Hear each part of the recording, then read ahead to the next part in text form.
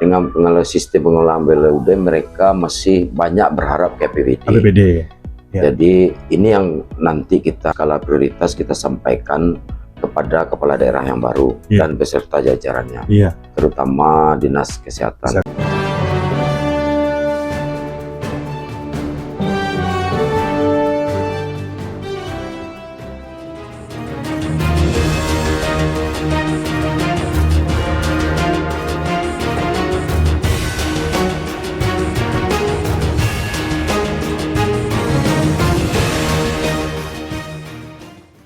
Assalamualaikum warahmatullahi wabarakatuh.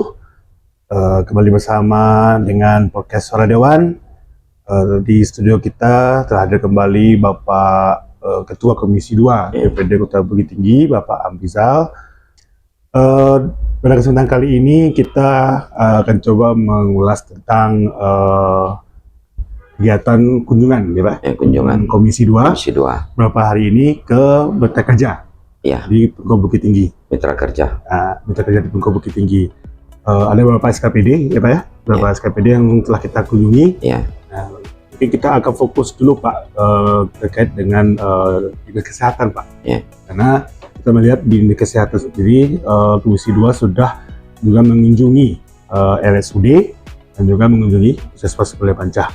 Nah, mungkin bisa Bapak menjelaskan ya, dari ketiga lembaga atau ketiga mitra kerja sudah kita kunjungi tadi, apa yang mungkin aspirasi yang muncul atau mungkin pokok pikiran atau ide-ide yang mungkin bisa kita laksanakan ke depan Pak, khususnya di tiga mitra kerja tadi Pak.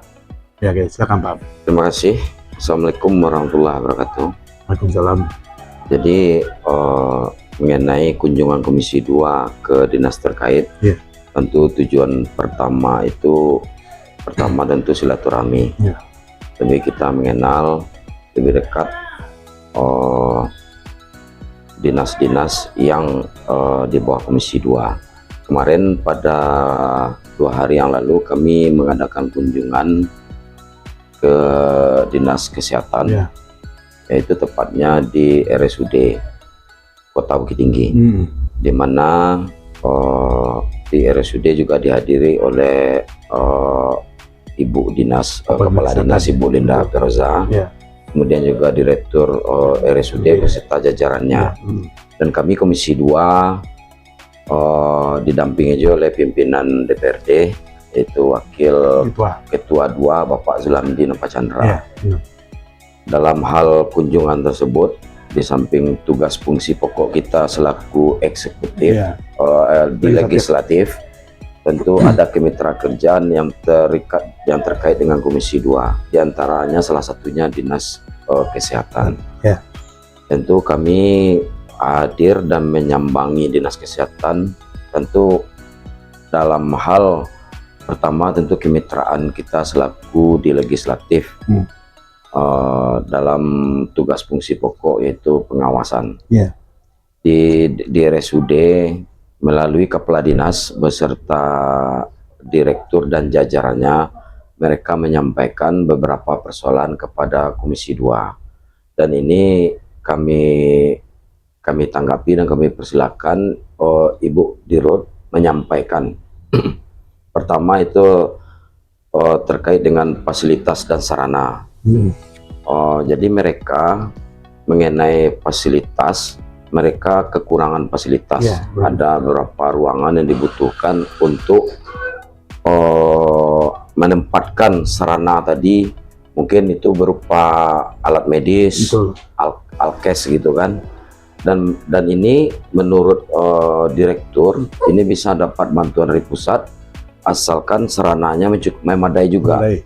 Masuk itu secara teknis, tenaga teknis, fasilitas sarana, itu yang terlebih utama. Tentu pertama dulu mengenai sarana, tentu ini membutuhkan anggaran APBD. Jadi menurut kami kalau sarana-sarana yang skala kebutuhannya itu lebih dibutuhkan untuk peningkatan RSUD sendiri, itu tentu di tahun depan atau di anggaran perubahan itu nanti kita masukkan melalui rekomendasi Komisi 2 ke Banggar sendiri.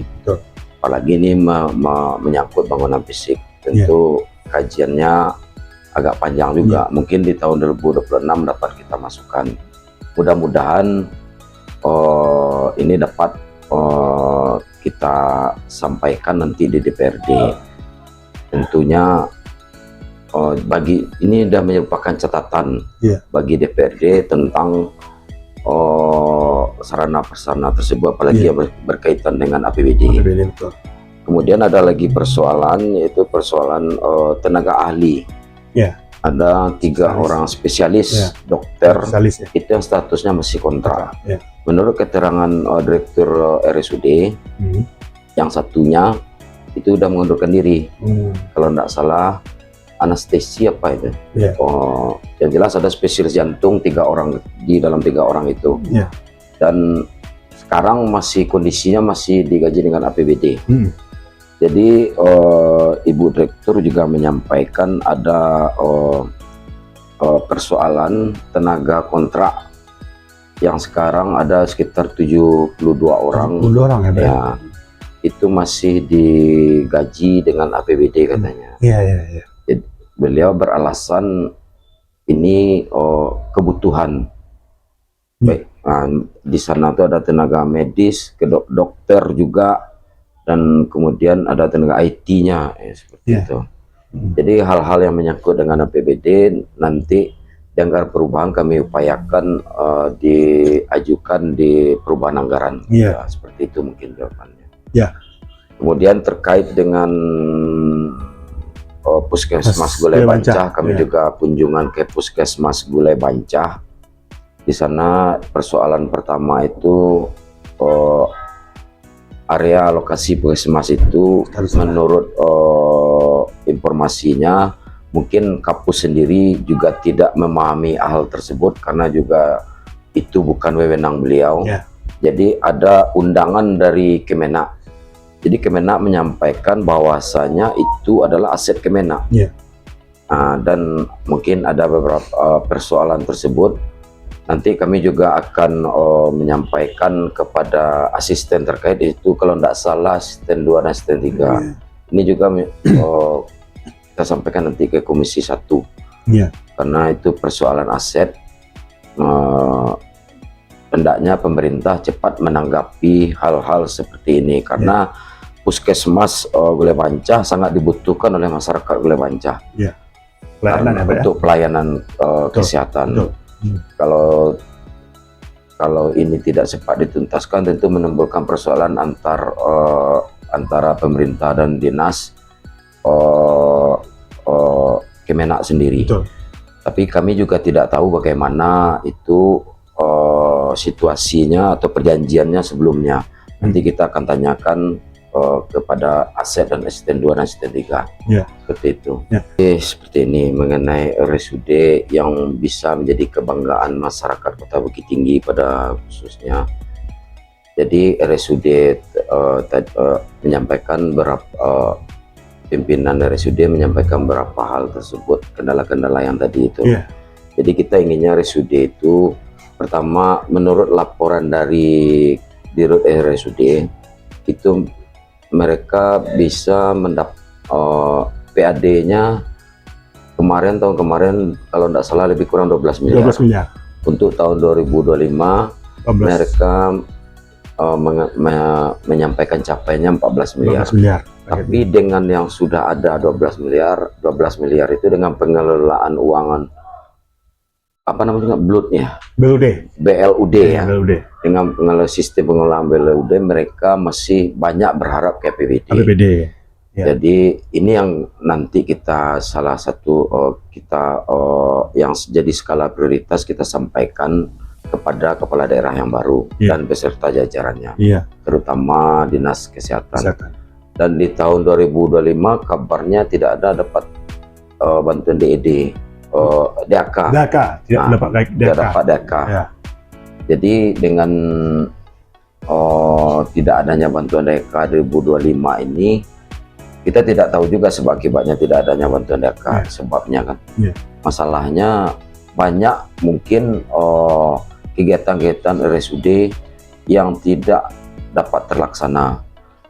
Iya. Nah, karena dengan mereka berharap bantuan DAK itu secara operasional pun mereka bisa berjalan. Seperti itu. Kan masih 4 tahun kalau nggak salah. 4 tahun. Itu dengan usia yang baru 4 tahun itu udah bisa pengelolaan keuangan sendiri, itu alhamdulillah itu sudah bagus kalau menurut kami. Mantap ya Pak ya. Mantap. Hanya tinggal mungkin pembenahan aja ya Pak. Pembenahan dan ya perhatian, pengelolaan dan perhatian yang paling penting itu kan perhatian. Termasuk juga jajaran di bawahnya, puskesmas ya. Puskesmas sendiri. Karena tanpa puskesmas sendiri RSUD tak akan mampu juga melayani masyarakat Kota Bukit Tinggi. Ya, kita bukan menyampaikan rumah sakit yang lain. Kan kita kan tidak juga memaksakan ke RSUD.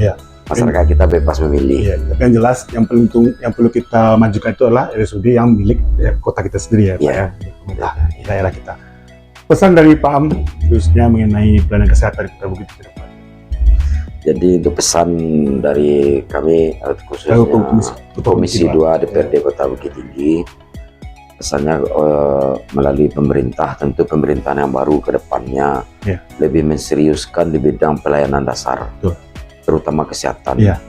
Jadi yang kedua, untuk kebutuhan-kebutuhan yang berkaitan dengan APBD, kita akan rekomendasikan ke Banggar dan DPRD Kota Bukit Tinggi. Baik, Pak Am, terima kasih atas perbincangan menarik pada siang hari ini. Semoga apa yang menjadi harapan Pak Am bisa terwujud hendaknya, juga bisa terwujud untuk pemerintahan kita yang berikutnya. Terima kasih banyak Pak Am. Pemirsa, sekian, terima kasih. Assalamualaikum warahmatullahi wabarakatuh.